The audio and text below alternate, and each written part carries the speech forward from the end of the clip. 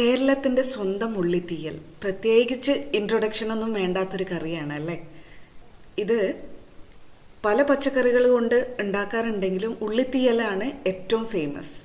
അപ്പം നമുക്ക് എങ്ങനെ ഉണ്ടാക്കുന്നതെന്ന് നോക്കാം. നമസ്തേ, ഞാൻ ധന്യ, ഇത് വെജ് കേരള. എല്ലാവർക്കും വെജ് കേരളയുടെ ഒരു പുതിയ വീഡിയോയിലേക്ക് സ്വാഗതം. വീഡിയോ ഇഷ്ടപ്പെട്ടാൽ ലൈക്കും കമൻറ്റും ഒരു ഹൈപ്പും കൂടെ തരാൻ മറക്കല്ലേ. ഞാനിവിടെ ചെറിയുള്ളി ക്ലീൻ ചെയ്തെടുത്തിട്ടുണ്ട്, ഒരു 200 ഗ്രാം. 3 മുതൽ 4 പേർക്കുള്ള അളവിനാണ് ഞാനിന്ന് ഉണ്ടാക്കുന്നത്. ആ ഒരു അളവിനാണെങ്കിൽ 150 മുതൽ 200 ഗ്രാം വരെ ചെറിയുള്ളി എടുക്കാം കേട്ടോ നമുക്ക്. ഇനി ഒരു പാൻ മീഡിയം ഫ്ലെയിമിൽ വെച്ചിട്ടുണ്ട്. 2 ടേബിൾ സ്പൂൺ വെളിച്ചെണ്ണ ഒഴിച്ചു കൊടുത്തിട്ടുണ്ട്. ഏത് വെജിറ്റബിൾ ഓയിൽ വേണമെങ്കിലും ഉപയോഗിക്കാം, പക്ഷെ വെളിച്ചെണ്ണയാണ് ഈ ഒരു കറിക്ക് ബെസ്റ്റ്. ഇപ്പം നമ്മൾ ഇതിലേക്ക് വേണ്ട തേങ്ങയരപ്പ് തയ്യാറാക്കി എടുക്കാൻ പോവുകയാണ്. അതിലേക്ക് വേണ്ടത് ചിരകിയെടുത്ത തേങ്ങ 1.5 കപ്പ്, വറ്റൽമുളക് 8 എണ്ണം, കറിവേപ്പില 1 തണ്ട്. ഇതാണ് സാധാരണ തീയലിന് ഉള്ള കൂട്ട്. ഇവിടെ എൻ്റെ ഒരു അഡീഷനായിട്ട് ഒരു 1/4 ടീസ്പൂൺ ജീരകവും മുഴുവൻ കുരുമുളക് ഒരു 6 മുതൽ 8 എണ്ണം മണികൾ എടുത്തിട്ടുണ്ട്. നല്ല ടേസ്റ്റ് തരും ഇത്. എണ്ണ ചൂടാകുമ്പോൾ നമ്മളിപ്പോൾ പറഞ്ഞ അത്രയും ഇൻഗ്രീഡിയൻസ് പാനിലേക്ക് ചേർത്ത് ഓയിൽ റോസ്റ്റ് ചെയ്തെടുക്കണം. ഈ സമയത്ത് തീ ഒന്ന് ലോയിലേക്ക് ആക്കി വെച്ചു കൊടുക്കുക കേട്ടോ, കുറച്ച് കൊടുക്കുക. തീയലിൻ്റെ തേങ്ങ നന്നായിട്ട് മൂപ്പിച്ചെടുക്കണം എന്നാണ്. അത് കറക്റ്റായിട്ട് കിട്ടാൻ വേണ്ടിയിട്ടാണ് ഇളം തീയിലിട്ട് നമ്മൾ വറുത്തെടുക്കുന്നത്.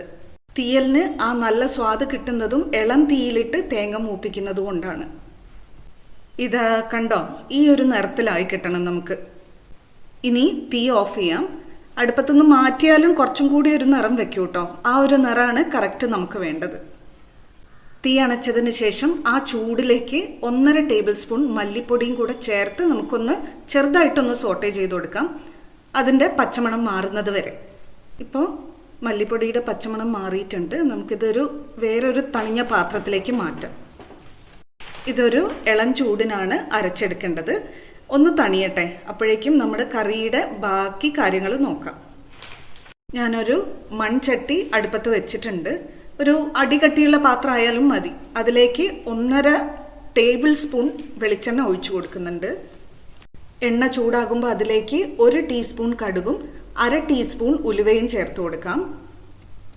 കടുകും ഉലുവയും ഒന്ന് പൊട്ടി തുടങ്ങുമ്പോൾ ഒരു 3-4 വറ്റൽമുളകും 1-2 തണ്ട് കറിവേപ്പിലയും ചേർക്കാം. വറ്റൽമുളകും കറിവേപ്പിലയും ചേർത്തതിന് ശേഷം ഒരു 5-8 സെക്കൻഡ് ഒന്ന് ചെറുതായിട്ട് വഴറ്റി കൊടുക്കാം. കരിയാതെ നോക്കണേ. ഇനി നമ്മൾ ക്ലീൻ ചെയ്ത് വെച്ച ചെറിയുള്ളി ചേർത്ത് കൊടുക്കാം. വലിയ വലിയ ചെറിയുള്ളികളൊക്കെ ആണെങ്കിൽ ഒന്ന് ഹാഫായിട്ട് കട്ട് ചെയ്യുകയും ചെയ്യാം കേട്ടോ, കുഴപ്പമൊന്നുമില്ല. കൂടെ തന്നെ എരിവുള്ള 2 പച്ചമുളകും കൂടെ ചേർക്കുന്നുണ്ടേ. നന്നായിട്ട് എണ്ണയിലൊന്ന് വഴറ്റി കൊടുക്കാം. ചെറിയുള്ളി നന്നായിട്ട് സോഫ്റ്റ് ആവുകയും വേണം, ഒന്ന് ചെറുതായിട്ട് കാരമലൈസ് ആയി കിട്ടുകയും വേണം. ഈ സമയത്ത് തന്നെ ഒരു ഏകദേശം പാകത്തിനുള്ള ഉപ്പും കൂടെ ചേർത്ത് കൊടുക്കാം. ഞാനൊരു 3/4 ടീസ്പൂൺ കല്ലുപ്പാണ് ചേർക്കുന്നത്. ഉള്ളി ഒന്ന് നന്നായിട്ട് സോഫ്റ്റായി ചെറുതായിട്ടൊന്ന് കാരമലൈസ് ആയി കിട്ടിക്കഴിഞ്ഞാൽ ഇതിലേക്ക് മഞ്ഞൾപ്പൊടി ചേർക്കാം, ഒരു 3/4 ടീസ്പൂൺ. എന്നിട്ട് നന്നായിട്ട് വഴറ്റി കൊടുക്കാം, ആ ഉള്ളിയിലൊക്കെ മഞ്ഞൾ പിടിക്കുന്നത് വരെ. ഇനി നമുക്കിതിലേക്ക് ചേർക്കേണ്ടത് പുളിവെള്ളമാണ്. ഞാനൊരു 20 ഗ്രാം അല്ലെങ്കിൽ ഒരു മീഡിയം സൈസിലുള്ള നാരങ്ങയുടെ വലുപ്പത്തിലുള്ള പുളി 1 കപ്പ് ചൂടുവെള്ളത്തിൽ ഇട്ട് വെച്ചിരുന്നു കേട്ടോ. ഇതുപോലെ പുളിവെള്ളം ഒഴിക്കുന്നുണ്ട്. അതിനുശേഷം ഉള്ളി എല്ലാം കൂടെ ആ പുളിവെള്ളത്തിൽ മുങ്ങി നിൽക്കുന്ന വിധം ഒന്ന് അഡ്ജസ്റ്റ് ചെയ്ത് കൊടുക്കാം. ഇനി ഈ പുളി ഒന്ന് തിളച്ച് വരണം. അപ്പോഴേക്കും നമ്മുടെ തേങ്ങ അരപ്പ് തയ്യാറാക്കാം. നമ്മൾ വറുത്ത് വെച്ച തേങ്ങാക്കൂട്ട് ഇപ്പോൾ ഒരു ചെറു ചൂട് പരുവത്തിലായിട്ടുണ്ട്. ഇതിനി വെള്ളം ഒട്ടും തൊടാതെ അരച്ചെടുക്കണം. വെള്ളം തട്ടിക്കഴിഞ്ഞാൽ ഇതിൽ നിന്ന് തേങ്ങയുടെ പാലിൻ്റെ നിറം അല്പമായിട്ട് നമുക്ക് കാണപ്പെടും.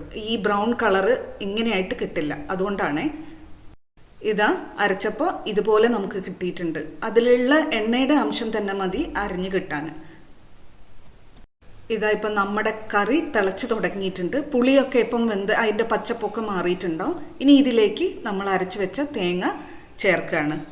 എനിക്ക് ആ തേങ്ങ ചേർക്കുന്ന ആ ഭാഗത്തുള്ള വീഡിയോ ക്ലിപ്പ് മിസ്സായി കേട്ടോ, സോറി.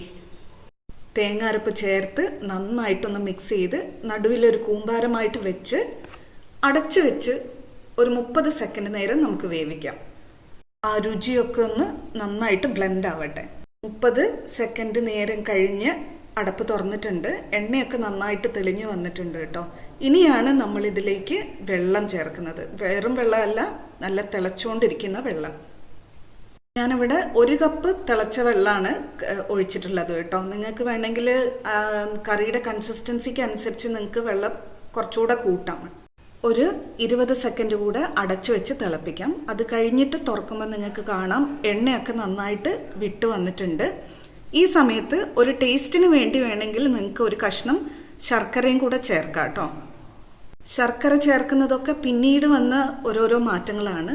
ഒതന്റിക് ആയിട്ടുള്ള ഉള്ളിത്തീയലിൽ ശർക്കര ചേർക്കില്ല എന്നാണ് എനിക്ക് മനസ്സിലായിട്ടുള്ളത്. ഉപ്പ് നോക്കിയിട്ട് അതും കൂടെ ഇവിടെ തന്നെ അഡ്ജസ്റ്റ് ചെയ്യാം. അങ്ങനെ നമ്മുടെ തിക്കായിട്ടുള്ള നല്ല കുറുകിയ പാകത്തിനുള്ള ഉള്ളിത്തീയൽ ഇവിടെ റെഡിയാണ് കേട്ടോ. അടുപ്പത്തുനിന്ന് മാറ്റി വെച്ചിട്ടുണ്ട്. അപ്പോൾ എല്ലാവരും ഇതുപോലെ ട്രൈ ചെയ്ത് നോക്കുകയല്ലേ. നിങ്ങൾ ഇങ്ങനെ തന്നെയാണോ വെക്കുന്നത്, അല്ലെങ്കിൽ എന്താണ് അതിലെ വ്യത്യാസം എന്നൊക്കെ എനിക്ക് കമൻറ്റിൽ പറയണേ. വീട്ടിൽ ട്രൈ ചെയ്ത് നോക്കിയിട്ടും ഒരു കമൻറ്റ് ഇടും കേട്ടോ. Thank you for watching. Dhanya from veg Kerala.